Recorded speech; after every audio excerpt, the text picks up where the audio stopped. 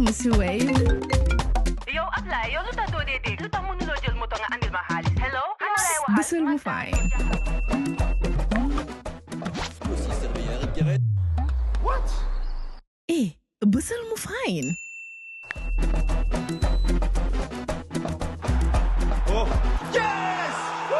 Wave acts in Gambia. Deposit and withdraw money, pay bills, and buy mobile credit without fees. Transfer money wherever in the country for only 1% fee.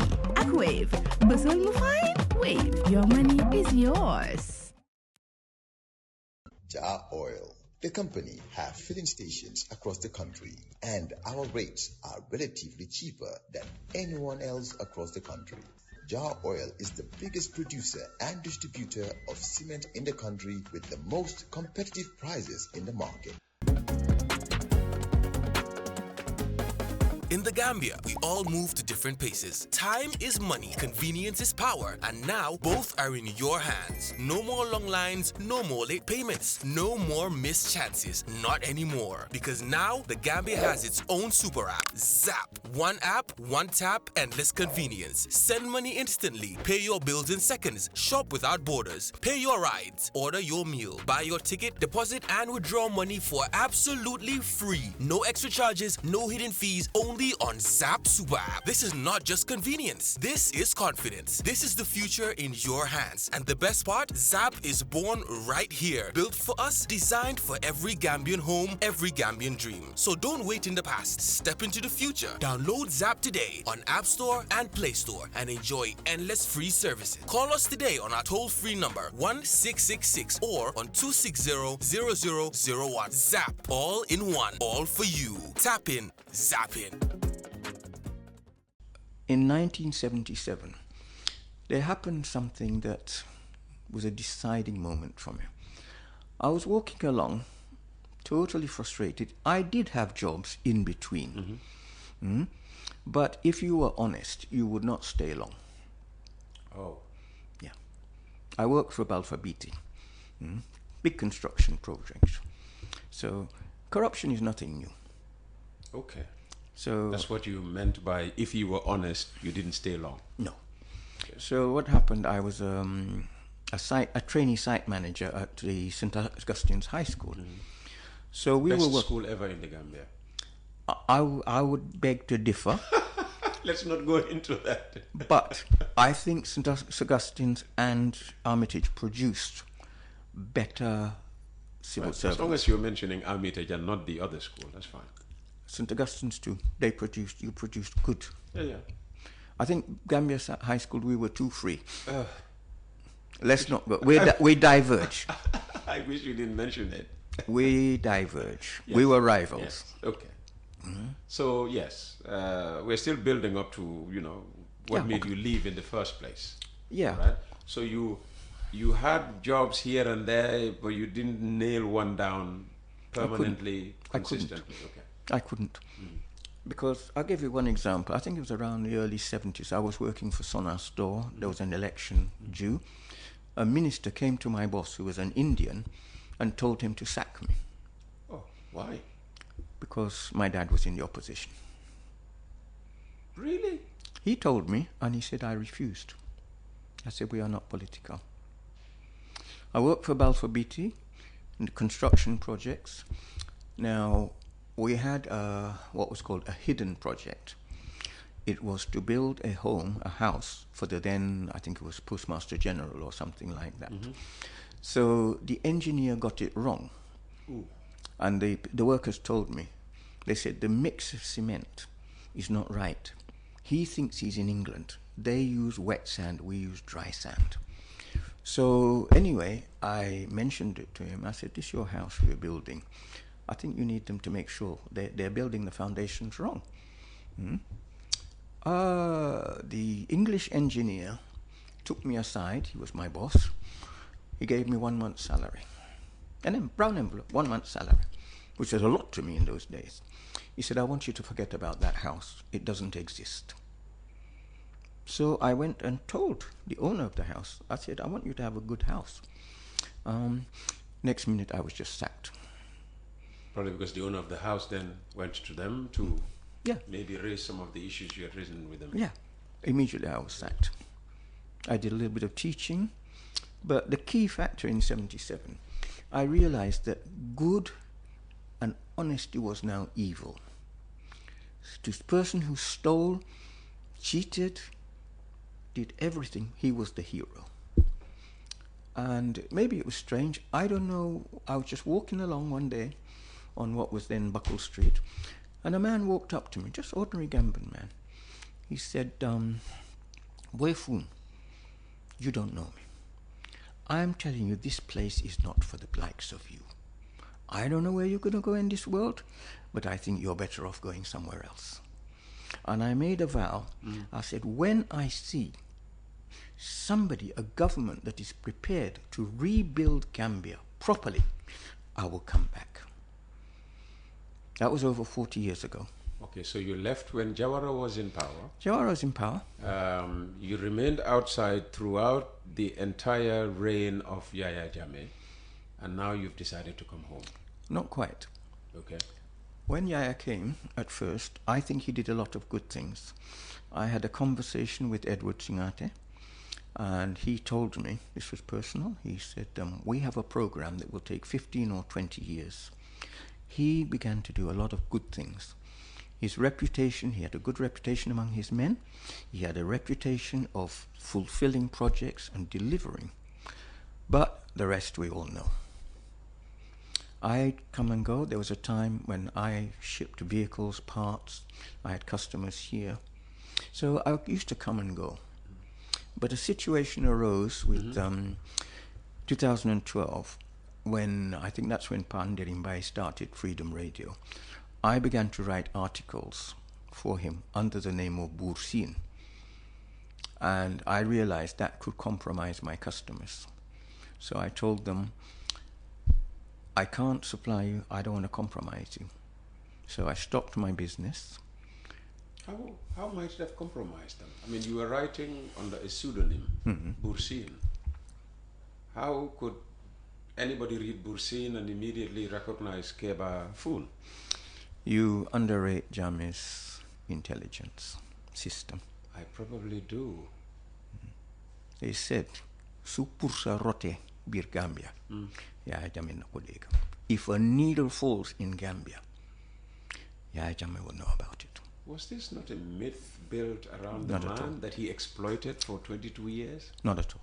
No? Because he was using the maids, the gardeners. You see, what a lot of people don't realize is that the servants hear a lot. Servants are generally regarded as invisible. Now, Jammeh did a lot for the Jola people to raise up, and I give him credit for that. But his intelligence was second to none. And I didn't come to Gambia for 5 years, from 2012, because of that. We were among the people abroad. I had somebody who was very, very close to Jammeh. I heard a lot of things.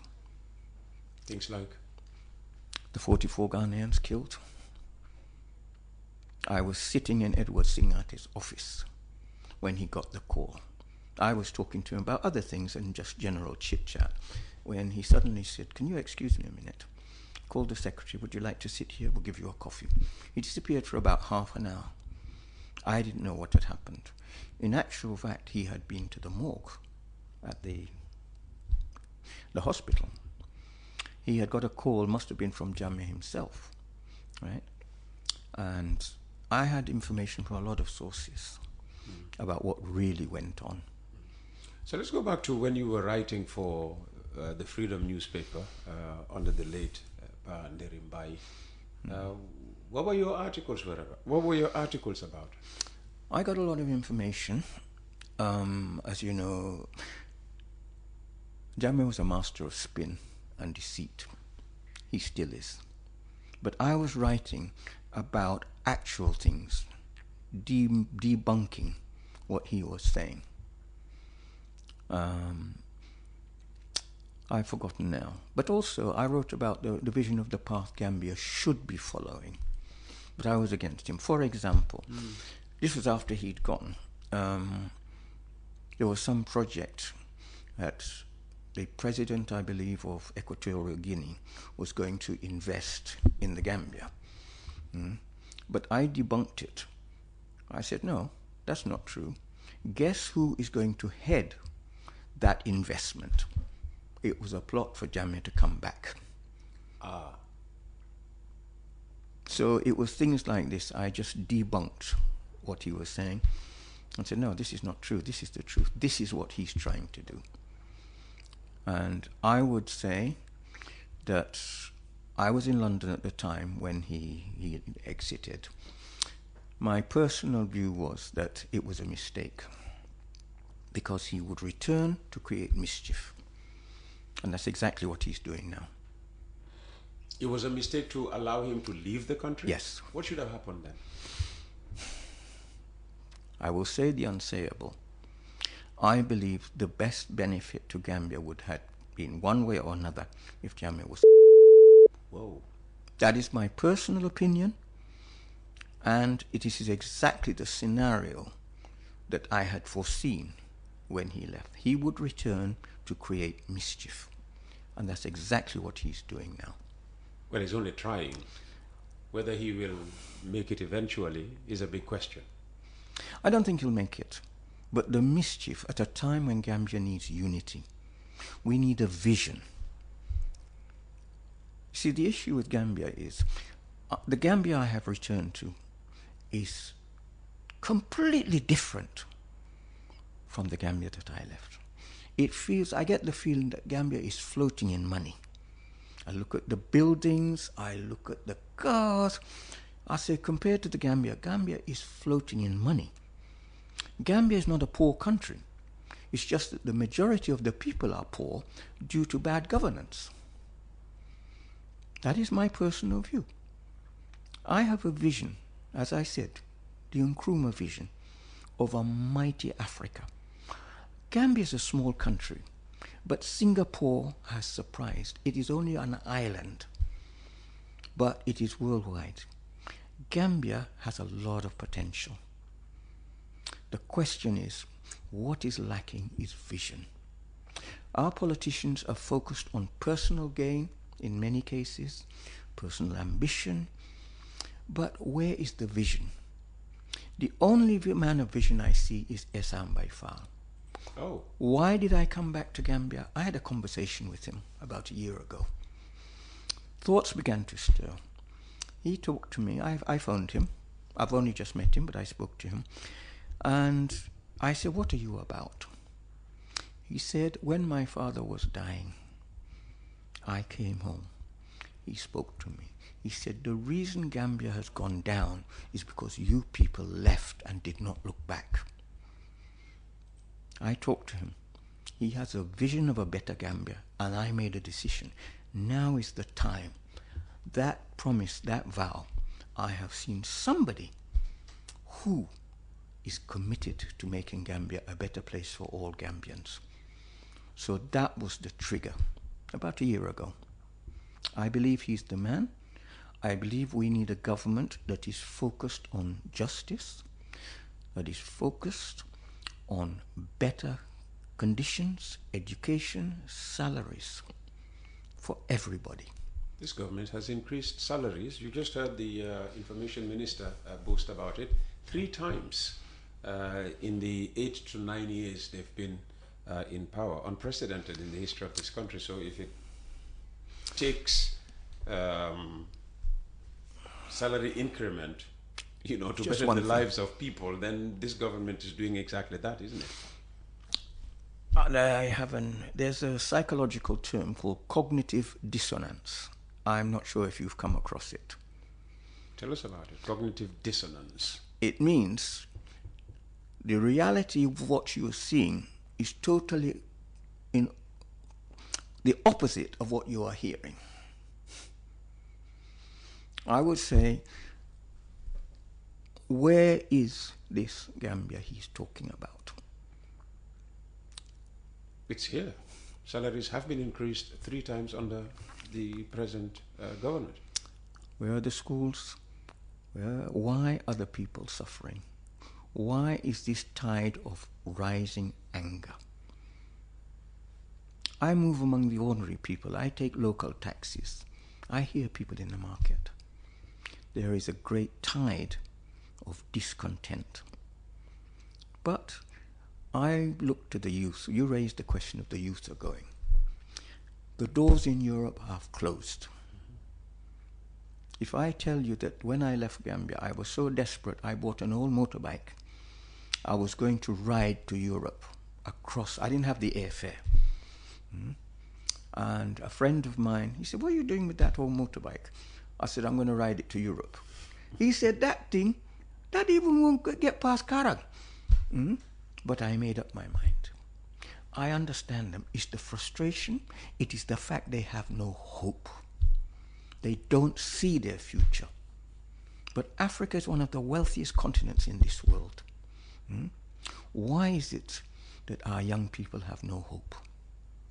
It's a lack of vision. There's nothing there for them anymore. Our generation was different. You could come in with no papers, you go into Europe, you could just disappear. You get a job, you make it, you study.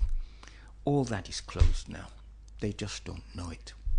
What they do, put you in detention, some sort of detention camp. The government in UK, they were talking about bringing in something where it will take you 20 years. There is nothing. But I don't know if it applies, but there's a saying in Mandinka, you are dying of thirst with water in your mouth. We have a country here. People come. I met somebody from Angola. People are coming from all over Africa to Gambia, and they are making it. Why is it that our own young people are in despair? There's a lot here. Maybe that's a question for them to answer, because you could look at all the skill centers that are being built up and down the country, so that they could learn a trade and be self-employed and move on. This Angolan guy you're talking about, probably he or she is self-employed, and all it takes is for our own young people, young compatriots, to learn a skill, to be able to... I got kicked out of a job. See where I am today. Well, what I would say to the young people is, the problem is the problem I had. We lost hope. The reason I left because I had lost hope, I lost faith in the government of the day to create a Gambia that everybody would be comfortable in. And that is the biggest problem now. Okay. And, okay, you talked about, sending car parts to the Gambia as an investment, I suppose. What other investments did you make in the country? And now that you have decided to come back, what do you hope to invest in to contribute to the further development of the country? Well, I'm starting a business which I call Gambia Tourism Direct Investment. Direct marketing. Okay, Gambia Tourism Direct Marketing. Okay. Because last time I was here, last year, what I noticed was that a lot of the smaller business in Gambia have no direct access to the international market. So I am creating a website where I will advertise them. I'm registered as an agent to do flights, hotels, all these things. So I am looking at what we might call the ethical part of tourism, where people are willing to come to Gambia, right, but to spend money. Because at the moment, most of the tourism is run by the big organizations like TUI, Gambia Experience, but very little of it stays in the country. So I am looking at the small businessman, the small tour operator, to promote their products on an international website. So that is what I am bringing, right? And that's where I hope to create a small business that could grow. But my heart has always been with the poor people, the ordinary people. What do you plan to do for them now that you are, well, two things. You are not entirely back yet, but very soon we hope, you'll find the environment conducive enough to stay, and that your business will flourish. No, I turn it around. I am here with a vision to see a better Gambia. That is why I am supporting Esam by far. I feel that he has the right vision. He will create a level playing field.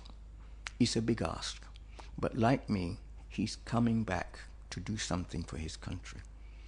One of the things is that as a colored person in Europe, in America, you will never be accepted as one of them. On a daily basis, I experience in London, where are you from? I say, I'm English, I was born here. I even named the hospital in London. Well, I mean, where are you from? I mean, you say, where's this dark color from? They said, well, I wouldn't put it like that. I said, that's what you're asking. My father is from Africa, he's a Gambian. Oh, I see. We will never belong in America, in Europe. Trump has a vision of a white America. I would say to people like myself, it's time to come home, rebuild our country, our continent. That is why I'm coming. How many of you do you think are out there, Gambians, of Gambian, well, I mean, people of Gambian descent, whether in the UK or Sweden, in America or whatever, how many of you, would you say are out there who are willing to return and contribute to the development of this country? A very large proportion. Really? The issues is the issue that I have suffered from my attempts. You said, I have nothing here in Gambia. I don't own land, I don't own property. My business with cars and parts, as I said, I closed it because of Jammeh. I have nothing to come home with except my experiences and a commitment to see a better Gambia for all. Not even money to come back with. I will be honest. I came with a one-way ticket and £100 in my pocket. That's not a lot. It's nothing. It's $10,000. Sorry, it's $100,000. And you've been here how long? 4 weeks. And the hotel... With how much more time to go? I've got another 2 weeks. I started with an old customer of mine. He gave me complimentary accommodation at a good level hotel. I stepped down to Sargis, complimentary accommodation.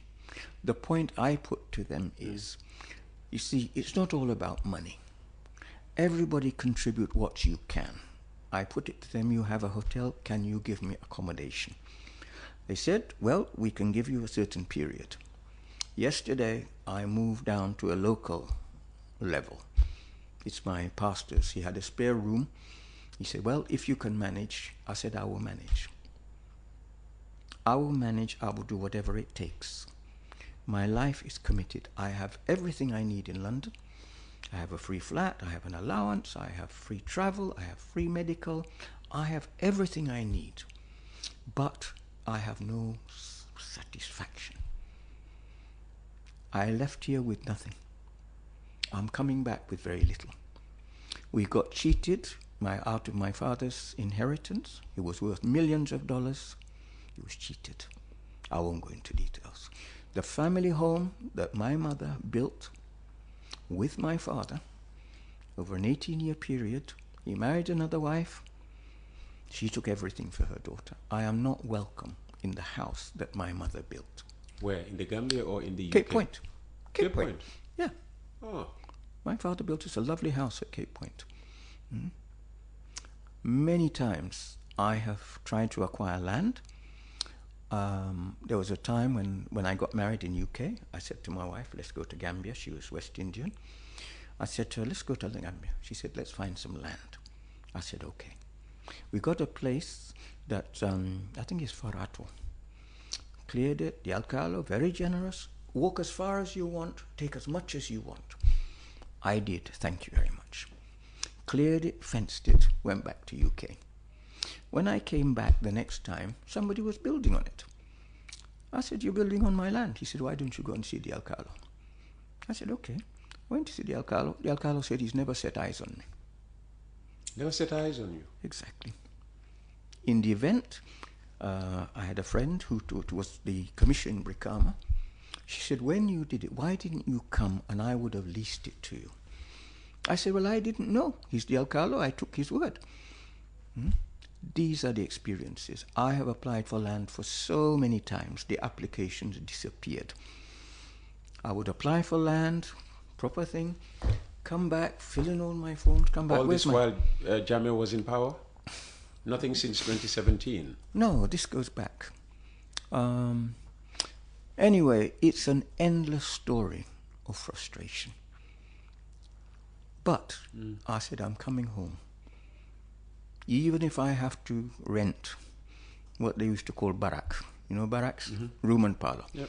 Outside toilet, you wash with a standpipe.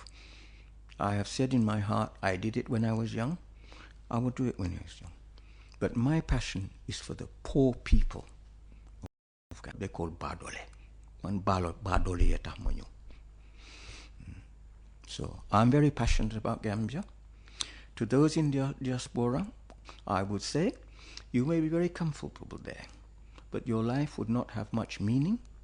And as black people, our days in Europe are numbered. I'm very mindful of what happened to the Jewish people in the 1930s. Those who remained in Germany were eventually killed. Everybody said it couldn't happen. There is the far right across America, across Europe. They want to stop immigrants. If they had their way, they would deport us all. So to those living there, I would say, our days are numbered. Go home. Come home. Come home. My heart has already come home. Okay, thank you. You're welcome, Kebba. Thank you Thanks very for much. spending the morning with us. That's Kebba Foon, and bringing to an end today's edition of Coffee Time with Peter Gomez. Thanks for watching. Thanks for listening.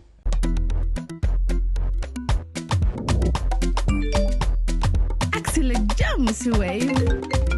Yo, apply. Yo, luta to dede. Luta mo nulo jël moto nga andil ma xaalis. Hello? Ano lay waxaat? Bësal mu fine.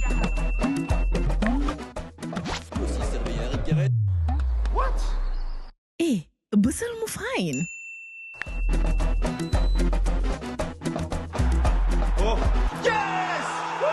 Wave Axina Gambia. Deposit and withdraw money, pay bills and buy mobile credit without fees. Transfer money wherever in the country for only 1% fee. Ak Wave. Bësal mu fine. Wave. Your money is yours. Jar Oil, the company, have filling stations across the country, and our rates are relatively cheaper than anyone else across the country. Jar Oil is the biggest producer and distributor of cement in the country with the most competitive prices in the market. In the Gambia, we all move to different paces. Time is money, convenience is power, and now both are in your hands. No more long lines, no more late payments, no more missed chances, not anymore. Because now the Gambia has its own super app, Zap. One app, one tap, endless convenience. Send money instantly, pay your bills in seconds, shop without borders, pay your rides, order your meal, buy your ticket, deposit and withdraw money for absolutely free. No extra charges, no hidden fees, only on Zap Super App. This is not just convenience. This is confidence. This is the future in your hands. And the best part, Zap is born right here. Built for us, designed for every Gambian home, every Gambian dream. So don't wait in the past. Step into the future. Download Zap today on App Store and Play Store and enjoy endless free services. Call us today on our toll-free number 1666 or on 260-0001. Zap. All in one. All for you. Tap in. Zap in.